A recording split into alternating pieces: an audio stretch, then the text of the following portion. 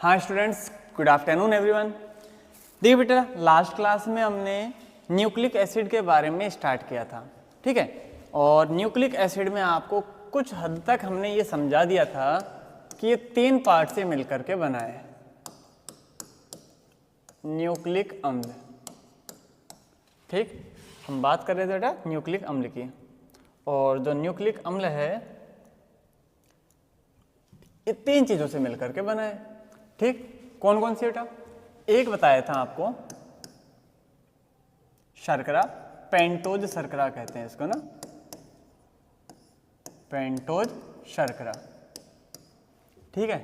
दूसरा होता है बेटा नाइट्रोजनी क्षारक, नाइट्रोजनी क्षारक। और तीसरा जो आता है वो आता है फास्फोरिक अम्ल या फास्फेट समूह, इसी को कहते हैं, या फास्फेट समूह इसी को कह देते हैं, ठीक है। टोटल 3 टाइप्स के बताए थे ना।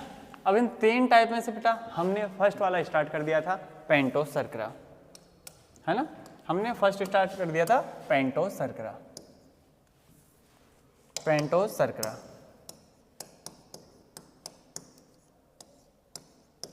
पेंटोज शर्करा, ठीक। पेंटोज शर्करा में आपको ये बातें बता दी थी कि 2 प्रकार की शर्कराएं पाई जाती हैं। शर्कराएं कितने टाइप की होगी बेटा? 2 प्रकार की। कौन कौन सी होगी? एक होगी बेटा डीऑक्सीराइबोस, डीऑक्सीराइबोस शर्करा, और दूसरी होगी राइबोस शर्करा,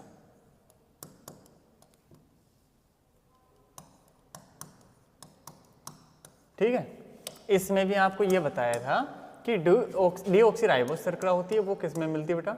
डीएनए के अंदर। और राइबोस शर्करा जो मिलती है बेटा वो किस में पाई जाती है? आरएनए में पाई जाती है, ठीक।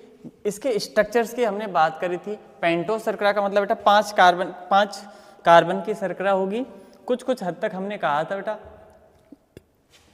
फ्रैक्टोज के जैसी स्ट्रक्चर थी, है ना, लेकिन एग्जैक्ट वो स्ट्रक्चर की नहीं कही थी हमने ना, ठीक है। फर्स्ट कार्बन पर OH ऊपर की तरफ रहेगा, दूसरे तीसरे पर नीचे और चौथे पर CH2OH आएगा, है ना, अगर याद आ रहा हो स्ट्रक्चर तो, ठीक है। मैं एक बार ड्रॉ कर देता हूँ बेटा स्ट्रक्चर क्या रहा था, ठीक है। इस प्रकार से स्ट्रक्चर था इसका,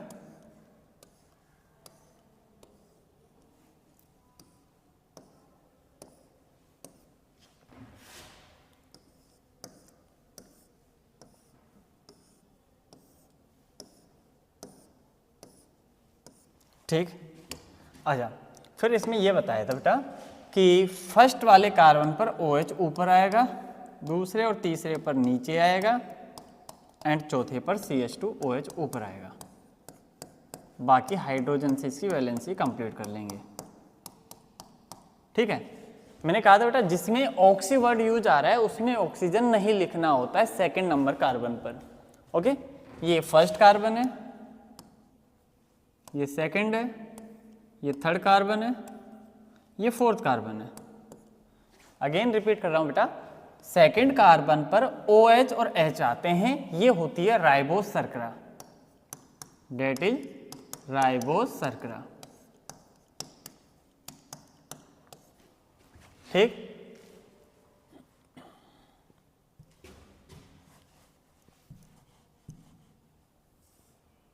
एंड दूसरी शर्करा की बात करें तो इसके अंदर क्या होगा बेटा?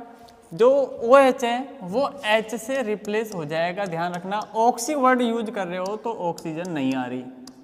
सेकंड नंबर कार्बन पर ऑक्सी वर्ड यूज कर रहे हो तो ऑक्सीजन नहीं आ रही है। इसे कहते हैं बेटा डीऑक्सीराइबोस शर्करा, डीऑक्सीराइबोस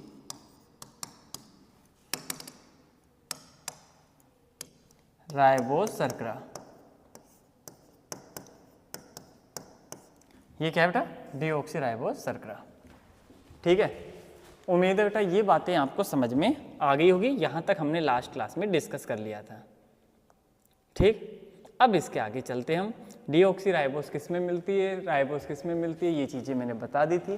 तो ये तो बात हुई बेटा पेंटोस शर्करा की, है ना। तो फर्स्ट पॉइंट हमने कंप्लीट किया था, क्लियर हुई बात। अब हम स्टार्ट करते हैं सेकंड, नाइट्रोजनी क्षारक। नाइट्रोजनी क्षारक, ठीक है, हेडिंग डाल लीजिए बेटा, नाइट्रोजनी क्षारक।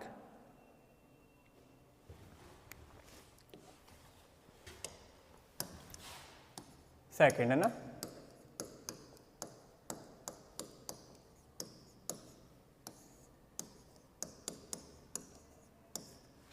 नाइट्रोजनी क्षारक है ना,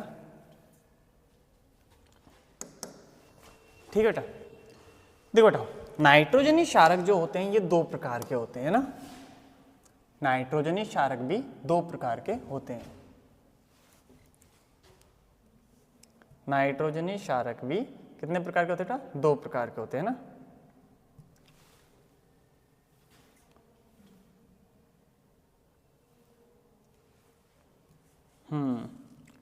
नाइट्रोजनी क्षारक दो प्रकार के रहते हैं। ओके, ये यहां से नहीं बनेगा ना, चलिए कोई बात नहीं। देखो बेटा, नाइट्रोजनी क्षारक कितने प्रकार के होते हैं, दो प्रकार के।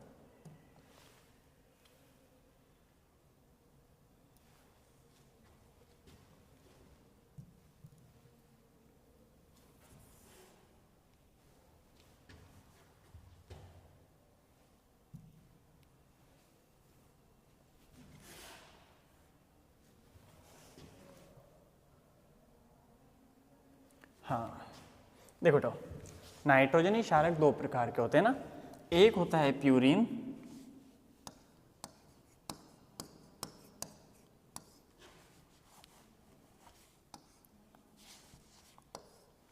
और एक होता है पिरिमिडीन।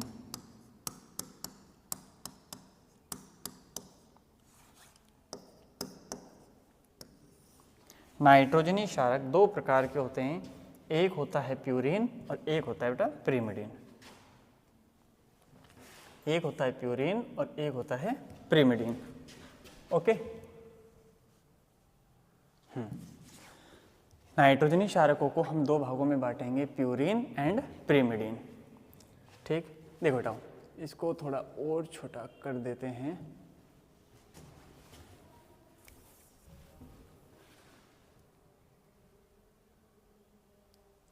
ओके, है ना। नाइट्रोजनी क्षारक को हम दो भागों में बांटेंगे, एक प्यूरिन और एक पिरिमिडीन। देखिए बेटा, जो प्यूरिन होता है इसमें टोटल दो आते हैं, एडेनिन और ग्वानिन। प्यूरिन में दो आते हैं, कौन कौन से, एडेनिन और ग्वानिन। इसमें दो आएंगे ना, प्यूरिन के अंतर्गत दो चीजें आती है बेटा, एक आती है एडेनिन, एडेनिन एंड दूसरी आती है ग्वानिन, ग्वानिन। एडेनिन और ग्वानिन दोनों मिलकर के क्या बनाते हैं, प्यूरिन क्षारक। एडेनिन और ग्वानिन दोनों मिलकर के क्या बनाते हैं, प्यूरिन क्षारक। एडेनिन को ए से रिप्रेजेंट करेंगे, ग्वानिन को जी से रिप्रेजेंट करेंगे। एडेनिन और ग्वानिन ये दोनों मिलकर के क्या बनाते हैं बेटा, प्यूरिन क्षारक। ठीक है, और इसी प्रकार से जब पिरिमिडीन की बात करेंगे तो इसमें आता है बेटा साइटोसिन, थायमिन और यूरेसिल। कौन कौन से आते हैं बेटा, साइटोसिन, थायमिन और यूरेसिल। कौन कौन से आते हैं, साइटोसिन, साइटोसिन, थायमिन, थायमिन और तीसरा आता है बेटा यूरेसिल, यूरेसिल। साइटोसिन, थायमिन और यूरेसिल। ठीक है, ये इस प्रकार के टोटल 5 नाइट्रोजनी क्षारक होते हैं जिनको हम दो तरीके से क्लासिफाई करते हैं। अब हम बात करेंगे प्यूरिन की। ठीक है, देखो बेटा, प्यूरिन को हमने दो भागों में बांटा।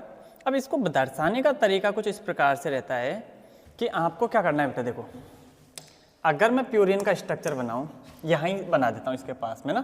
ठीक है, प्रॉपर प्यूरिन का स्ट्रक्चर ऐसे रहेगा जैसे आप बेंजीन का स्ट्रक्चर जानते हो ना। बेंजीन वाले स्ट्रक्चर में अल्टरनेट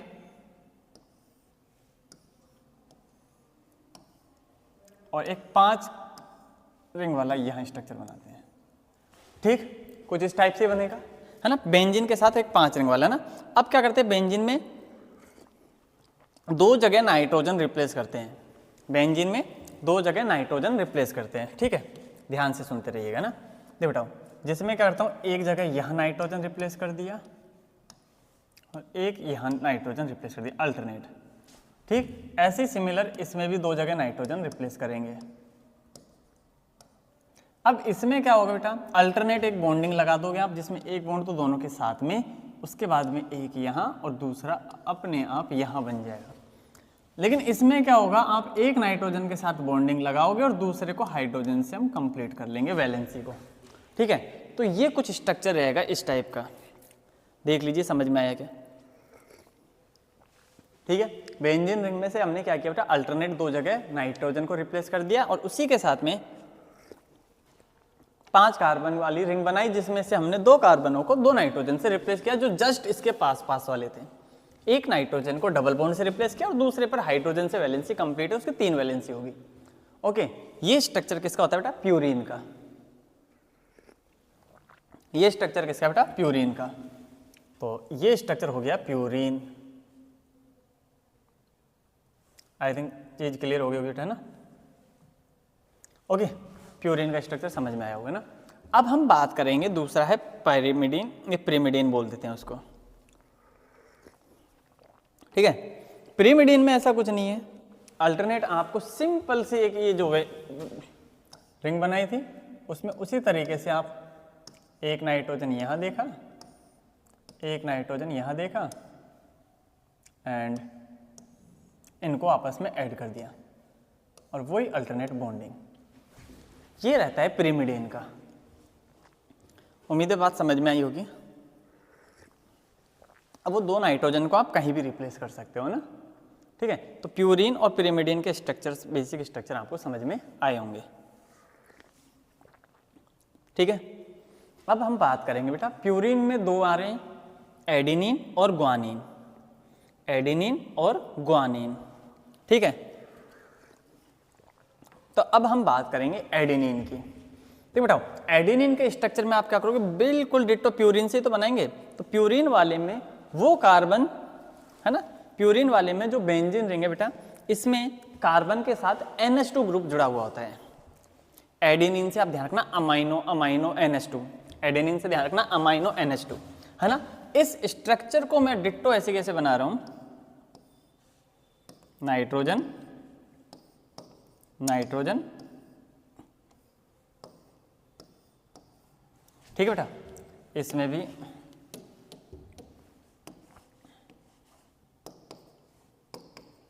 क्लियर है। अब इसमें क्या करना है, वही बॉन्डिंग इस तरीके से बना दी मैंने और यह एक जगह बनानी है, दूसरे के साथ हाइड्रोजन। अब मैं क्या कर रहा हूं बेटा, कि जो ये कार्बन है ना, इस कार्बन के साथ में बस NH2 ऐड करना है। अगर मैं NH2 ऐड करता हूं तो ये जो स्ट्रक्चर बनता है वो किसका बनता है, एडेनिन का। अगर मैं NH2 ऐड करता हूं तो स्ट्रक्चर किसका बनता है बेटा, NH2 का। बताओ बात समझ में आई क्या।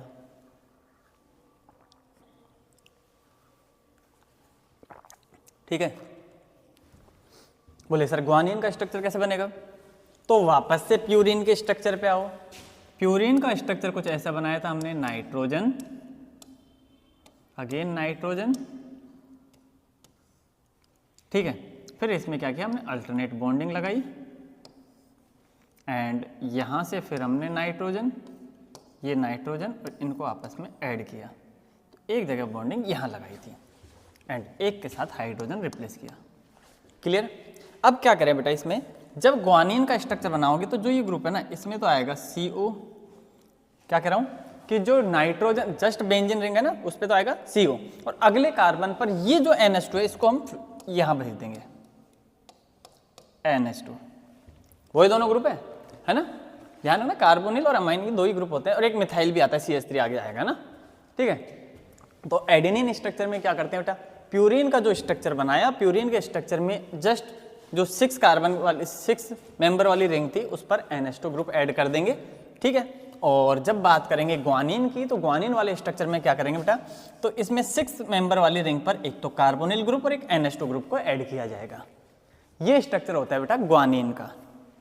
ठीक है, अब हम चलते हैं नेक्स्ट स्ट्रक्चर जो है पिरिमिडीन बेस का, है ना, पिरिमिडीन का। पिरिमिडीन में बेसिक स्ट्रक्चर तो आपको बता ही दिया। अब इसमें क्या होता है बेटा, देखो सबसे पहले आता है साइटोसिन। सबसे पहले आता है साइटोसिन। तो साइटोसिन में क्या होता है, एक तो NH2 और एक CO ग्रुप ऐड होता है। क्या कह रहा हूँ, साइटोसिन में क्या होता है, एक तो NH2 और एक CO ग्रुप ऐड होता है। ठीक है, NH2 और CO ग्रुप। तो इसी स्ट्रक्चर को आप उठा के लाओगे कि ठीक है सर ये रहा इसका स्ट्रक्चर, नाइट्रोजन नाइट्रोजन इस तरह, और ये रही इसकी बॉन्डिंग अल्टरनेट। ऐसा तो था पहले, सही है, ठीक है भाई, ऐसे ही बनाया ना हमने। अच्छा बेटा एक चीज इसमें ना, हाँ ठीक, क्या देखो इसमें क्या बेटा, जैसे ही आपने CO ग्रुप को ऐड किया, ठीक है, जैसे ही CO ग्रुप को ऐड किया तो कार्बन की वैलेंसी कितनी हो गई, 4 हो गई। देखो कार्बन की वैलेंसी कितनी हो गई बेटा, 4 हो गई ना। तो उस चीज़ का हम थोड़ा सा ध्यान रखेंगे ना, कार्बोनिल को ऐड करते हैं। ठीक, हाँ अब चलो इस पे आ गए।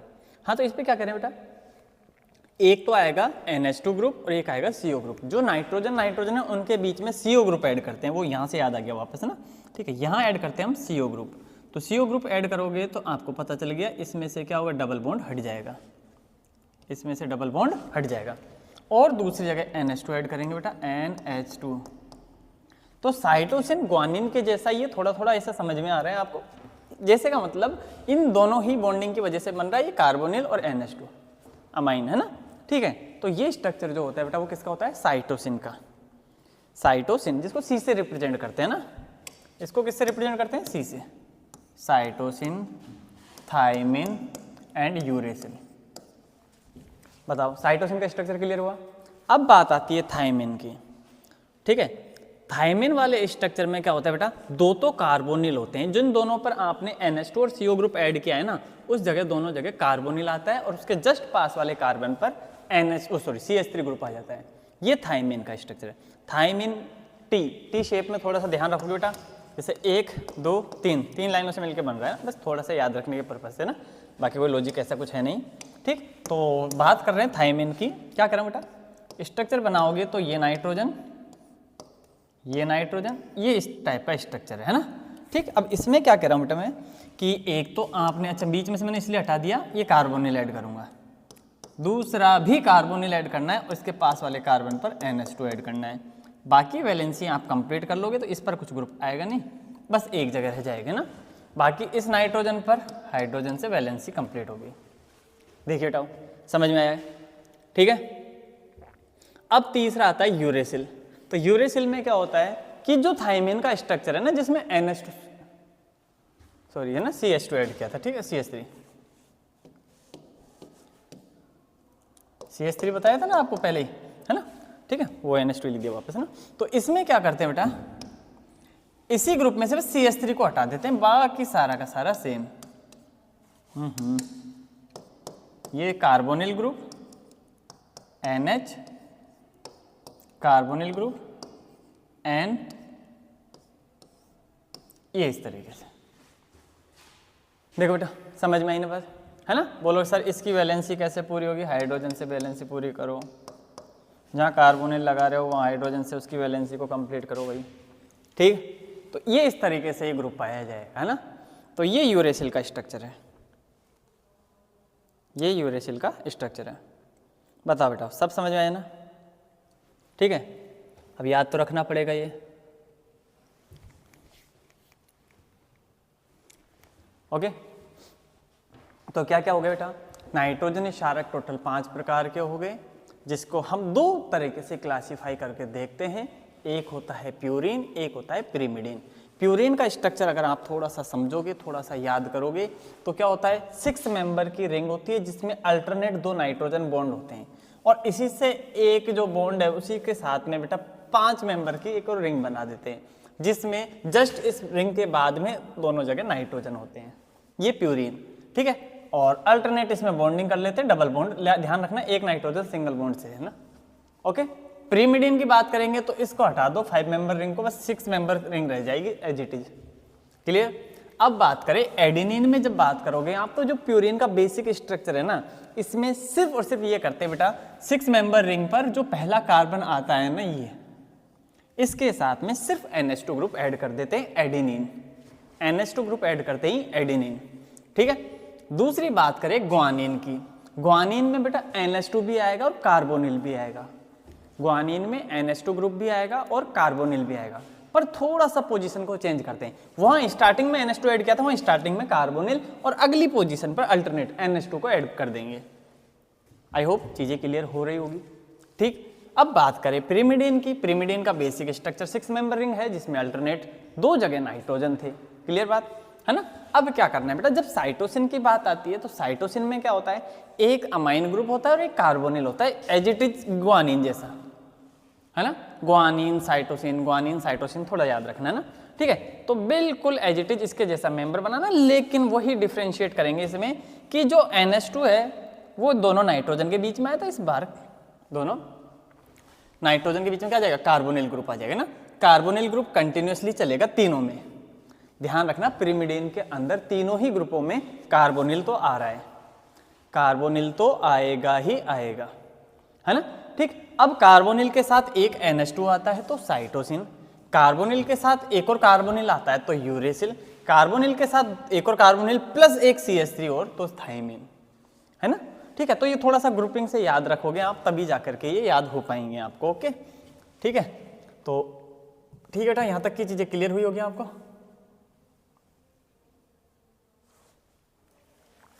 ओके, देख लीजिए ना, ड्रॉ कर लेना इसको आराम से ना। ठीक, अब किसमें कौन कौन से मिलते हैं वो चीजें बता देते हैं आपको।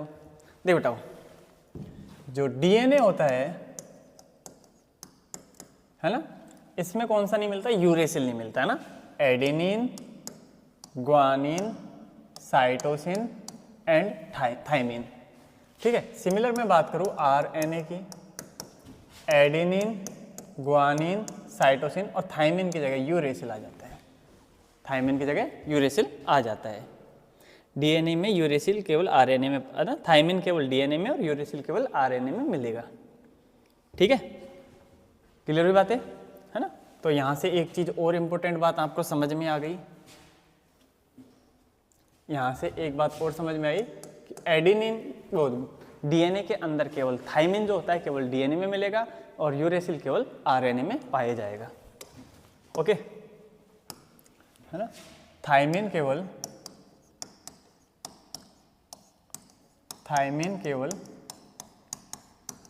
DNA में तथा यूरेसिल केवल RNA में पाया जाता है, RNA में पाया जाता है। ठीक है बेटा, ओके, तो यहां तक की चीजें क्लियर होती है। अब नेक्स्ट करते हैं बेटा, है ना, सही है। तीसरा आता है फास्फोरिक, है ना। स्टार्टिंग में बताया था ना आपको 3 टाइप के होते हैं, पेंटो शर्करा जिसमें 2 टाइप की शर्करा थी, हमने दोनों शर्करा यहाँ से देख ली थी। ठीक है, दूसरा आता है बेटा नाइट्रोजनी क्षारक, जो भी अब हमने कंप्लीट कर लिया है। अब तीसरा देख रहे हैं फास्फोरिक अम्ल, है ना, फास्फोरिक अम्ल तीसरा पॉइंट बेटा, फास्फोरिक अम्ल।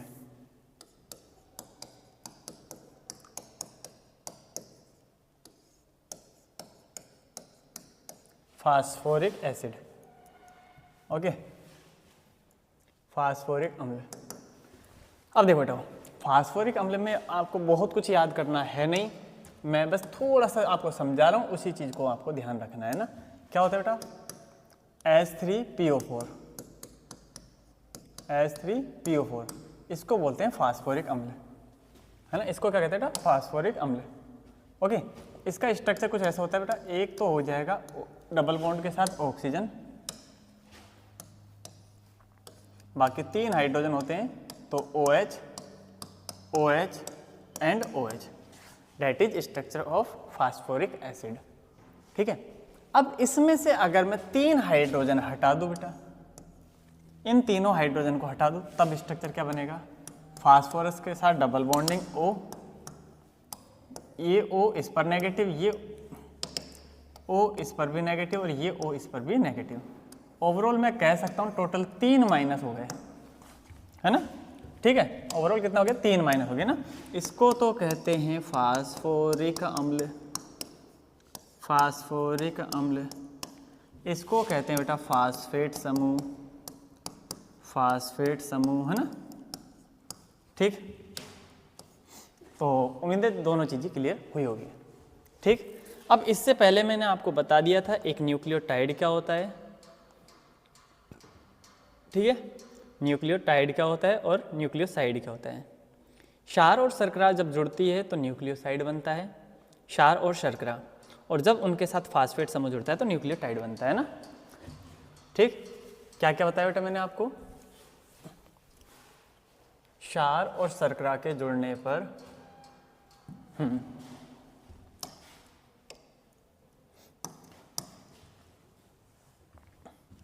ठीक है, तो बताओ क्षार प्लस शर्करा जब ये जुड़ती है तो बनता है न्यूक्लियोसाइड, ठीक है। और जब न्यूक्लियोसाइड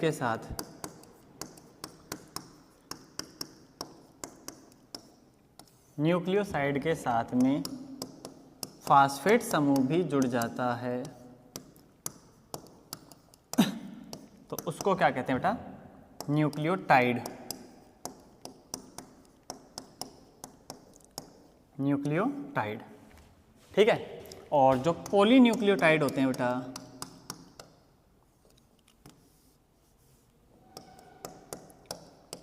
पॉलीन्यूक्लियोटाइड, जो पॉलीन्यूक्लियोटाइड होते हैं इन्हीं को क्या कहते हैं हम, अमीनो अम्ल, न्यूक्लिक अम्ल, सॉरी, है ना, क्या कहते हैं इनको बेटा, न्यूक्लिक अम्ल, न्यूक्लिक अम्ल। आई होप चीज़ें क्लियर हुई होगी, है ना, ठीक।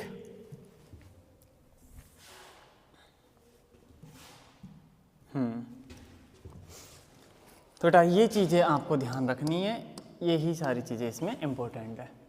बताओ कोई दिक्कत हो तो पूछ सकते हो आप, है ना, ठीक है। फास्फोरिक अम्ल, फास्फेट, तीनों चीज़ें समझ में आ गई। क्षार और शर्करा जब आपस में जुड़ती है तो न्यूक्लियोसाइड बनता है।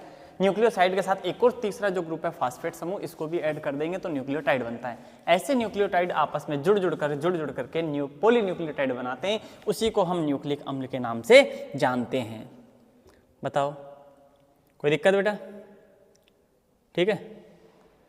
उम्मीद है यहाँ तक की चीज़ें क्लियर हुई होगी, है ना, ठीक। अब बात आती है बेटा डीएनए की संरचना की, है ना। डीएनए की संरचना है कि देन डीएनए और आरएनए में कुछ डिफरेंस है, उन डिफरेंस को हम डिस्कस करेंगे, ठीक है। डीएनए की संरचना,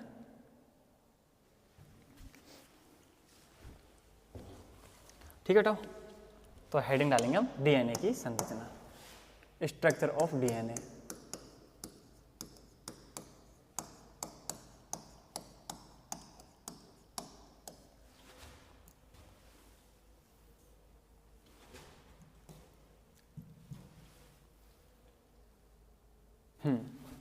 डीएनए की संरचना, देखो तो डीएनए की संरचना की बात करें तो ये जो संरचना होती है वह कुंडलित होती है, आपको ये बात पता है ना, ठीक है। पर पॉइंट वाइज पॉइंट हम इसको लिखते रहते हैं।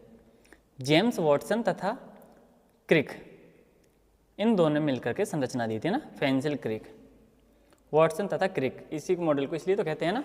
तो ये संरचना किसने दी बेटा, वॉटसन तथा क्रिक।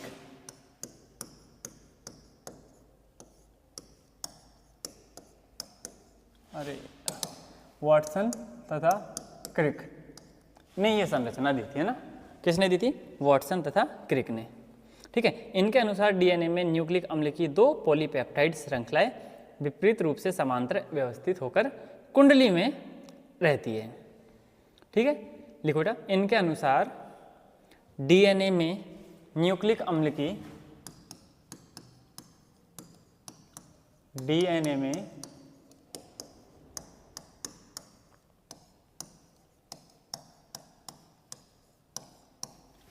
में न्यूक्लिक अम्ल की दो पॉलीपेप्टाइड श्रृंखलाएं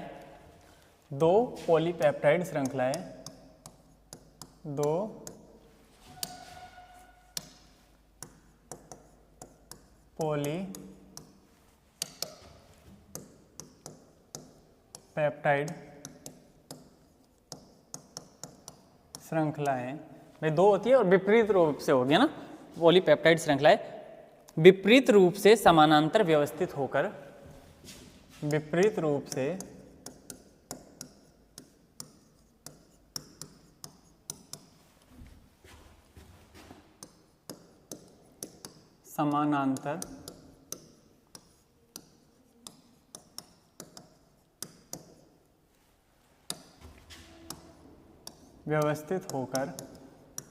कैसी संरचना बनाती है?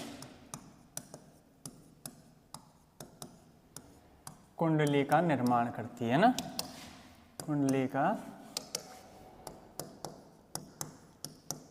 निर्माण करती है। सही बात है ना भाई, कुंडलित संरचनाएं तो होती है इसके ना, कुंडली का निर्माण करती है। इनके क्षार युग्मों में हाइड्रोजन बंध पाया जाता है। इनके क्षार युग्मों में हाइड्रोजन बंध पाया जाता है। इनके क्षार युग्मों में क्या पाया जाता है बेटा? हाइड्रोजन बंध पाया जाता है। ग्वानिन और साइटोसिन होती है वो 3 हाइड्रोजन बंध से, और एडेनिन होती है बेटा ये थायमिन से 2 बंध से जुड़ी होती है। क्या कह रहा हूं बेटा? एडेनिन थायमिन 80 है ना, 2 हाइड्रोजन बंध होते हैं इसमें कितने होते हैं? 2 हाइड्रोजन बंध। ठीक है, मतलब मैं इसको ऐसे लिख सकता हूं, एडेनिन और थायमिन के बीच में 2 हाइड्रोजन बंध मिलते हैं। सिमिलर साइटोसिन ग्वानिन लिख देते हैं। ठीक है, यह ग्वानिन है ना, ग्वानिन और साइटोसिन, ग्वानिन और साइटोसिन, इसमें 3 हाइड्रोजन बंध पाए जाते हैं। ग्वानिन और साइटोसिन, इसमें 3 H बॉन्डिंग मिलती है। बताओ बेटा कोई दिक्कत? इस कारण सबसे स्थायी संरचना हो जाती है ना। इसी कारण क्या होती है बेटा? स्टेबल स्ट्रक्चर बन जाता है ये,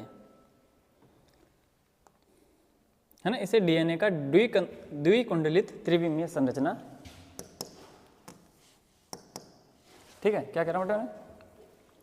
इसे डीएनए का द्विकुंडलित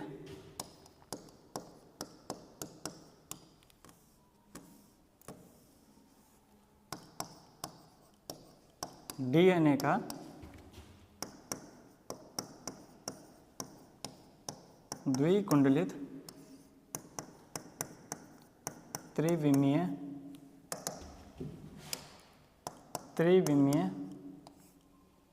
मॉडल या फिर वॉटसन क्रिक मॉडल कहते हैं ना, संरचना या फिर वॉटसन क्रिक मॉडल, संरचना या वॉटसन क्रिक मॉडल कहते हैं।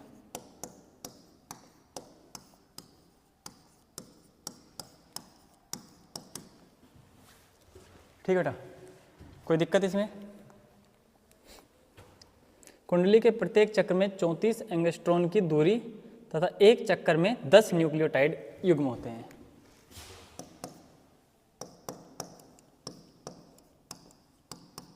एक चक्र की जो दूरी होती है वो होती है बेटा 34 एंगस्ट्रॉन, और एक चक्र में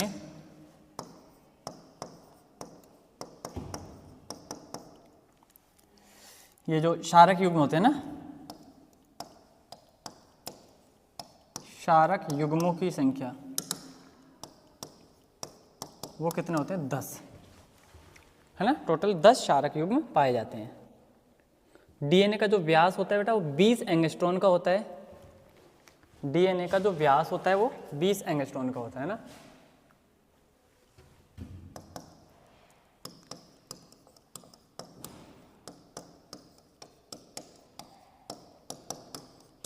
बीस एंगस्ट्रॉन का होता है ना।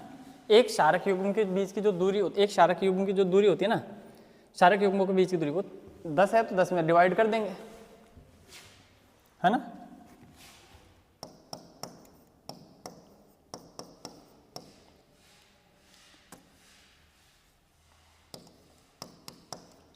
क्षार युग्मों के मध्य की दूरी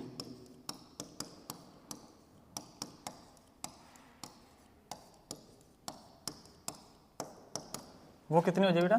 3.4 एंगस्ट्रॉन थी ना, उसको हम 10 भागों में डिवाइड कर देंगे, ठीक है। मतलब मैं ऐसा लिख सकता हूँ इसको,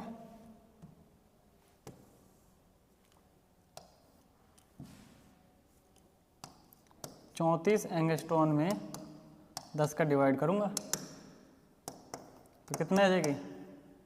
3.4 एंगस्ट्रॉन। क्लियर हुई बातें? सही है भाई। शर्करा के अणुओं के बीच की दूरी 11 एंगस्ट्रॉन होती है।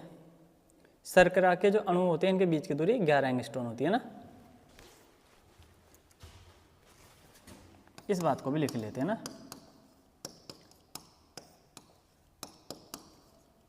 शर्करा के अणुओं के मध्य दूरी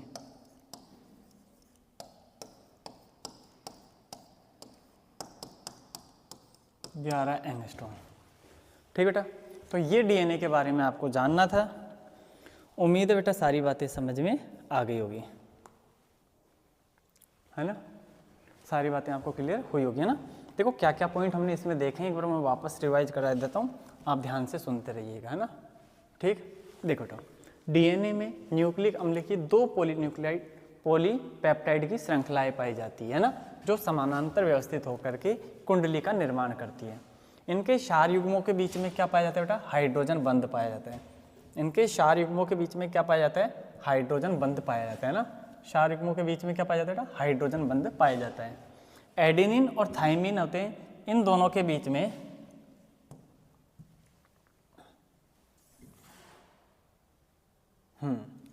एडेनिन और जो थाइमिन होते हैं बेटा, इन दोनों के बीच में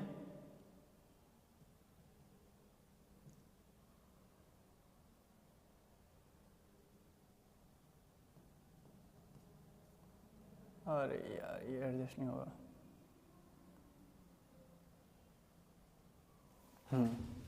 एडेनिन और थाइमिन इनके बीच में 2 हाइड्रोजन बंध पाए जाते हैं। सिमिलर ग्वानिन और साइटोसिन के बीच में 3 हाइड्रोजन बंध पाए जाते हैं। ठीक, अच्छा इसके बाद में बात करें, इसे डीएनए का द्विकुंडलित त्रिविमीय संरचना है, वाटसन क्रिक मॉडल के नाम से भी इसी को जानते हैं ना। ठीक है, बाकी के ये पॉइंट्स है बेटा, इनका ध्यान रखना। एक चक्र के बीच की दूरी 34 एंगस्ट्रॉन होती है ना। टोटल एक चक्र जो पूरा साइकिल होता है ना कुछ उस टाइप से, उसके बीच की जो दूरी होगी बेटा 34 एंगस्ट्रॉन होगी, है ना। और टोटल कितने मिलेंगे उसमें? 10 क्षारक युग्म मिलेंगे। डीएनए का जो व्यास होता है 20 एंगस्ट्रॉन का होता है। अगर शर्करा के अणुओं के बीच की दूरी बात करें तो 11 एंगस्ट्रॉन होती है। क्षार युग्मों के बीच की दूरी की बात करें तो 3.4 एंगस्ट्रॉन होती है। ठीक है, बताइए कोई दिक्कत? ओके, अब बाकी इसकी संरचना बेटा आप बना लोगे, है ना। ठीक है, उस संरचना को आप बना लीजिएगा इस टाइप से जो संरचना है।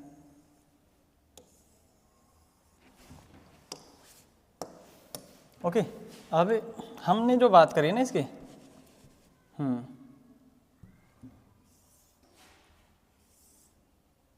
ना, तो ये जो डिस्टेंस है ना बेटा, ये कितनी है? एक चक्र की जो दूरी है ना वो 34 एंगस्ट्रॉन है।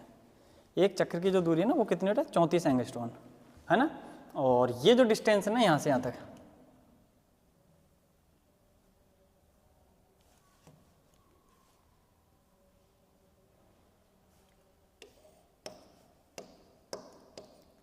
ये 20 एंगस्ट्रॉन है, ये 34 एंगस्ट्रॉन है, यहाँ कुछ मिलेंगे बेटा एडेनिन,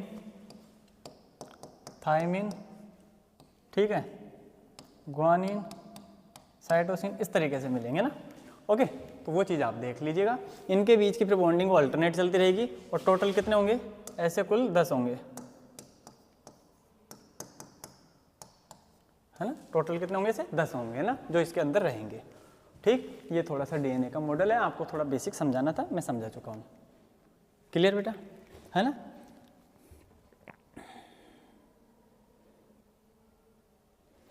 अच्छा, आगे बढ़े। आरएनए के प्रकार,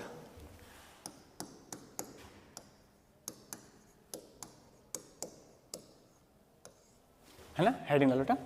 कार्यवाहक विशिष्टता के आधार पर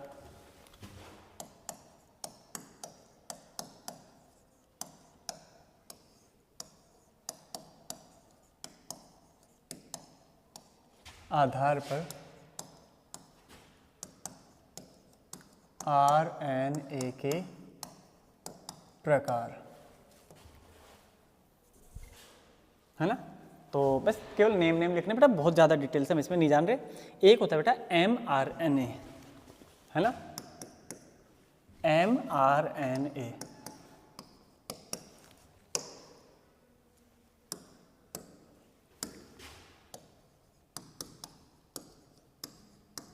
ठीक है। एक होता है बेटा tRNA और एक होता है rRNA।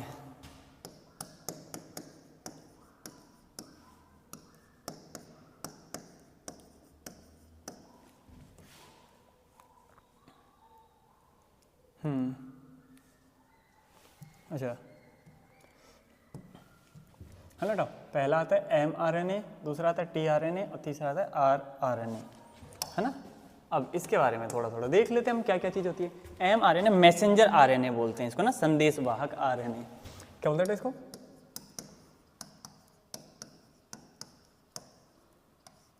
संदेशवाहक, M for messenger, T for होता है बेटा ट्रांसफर वाला ना, अंतरण आरएनए, हिंदी में बोलते हैं इसको अंतरण आरएनए। एंड लास्ट बेटा rRNA ना, ठीक है, इसको बोले राइबोसोमल आरएनए।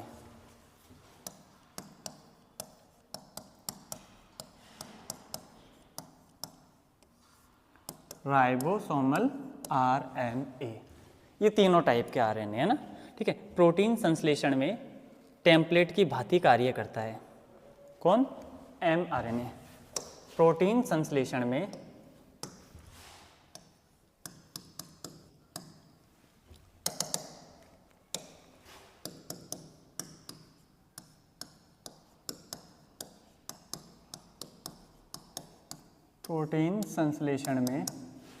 ठीक है, प्रोटीन का जब संश्लेषण होता है ना, टेम्पलेट की भांति कार्य करता है। टेम्पलेट की भांति, अरे यार ये क्या हो रहा है इसमें, कार्य करता है ना, ठीक है। बात करें बेटा tRNA की, ये अवयवी अम्लों को mRNA तक लाने का कार्य करता है। क्या करें बेटा, अवयवी अम्लों को mRNA तक लाने का कार्य करता है। अवयवी अम्लों को mRNA तक लाने का कार्य करता है, ठीक है। और तीसरा रह जाता है बेटा rRNA, अमीनो अम्लों को पेप्टाइड बंध द्वारा जोड़ने में सहायक है।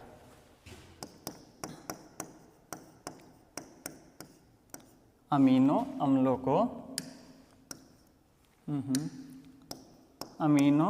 को पेप्टाइड बंध के द्वारा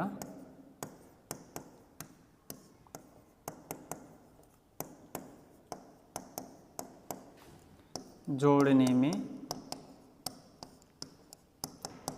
सहायक है। That is rRNA।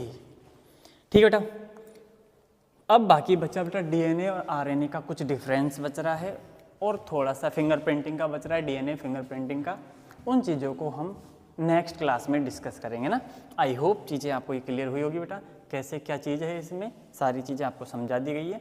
उम्मीद है आपको ये चीज़ें सारी समझ में आई होगी ना। ठीक है, ध्यान रखना पेंटोस शर्करा, नाइट्रोजनी क्षारक, फास्फोरिक क्षारक है ना, इन सब तीनों को मिला करके ही न्यूक्लिक एसिड बनता है। तो न्यूक्लिक एसिड में हम ये तीनों पॉइंट्स पढ़ते हैं ना।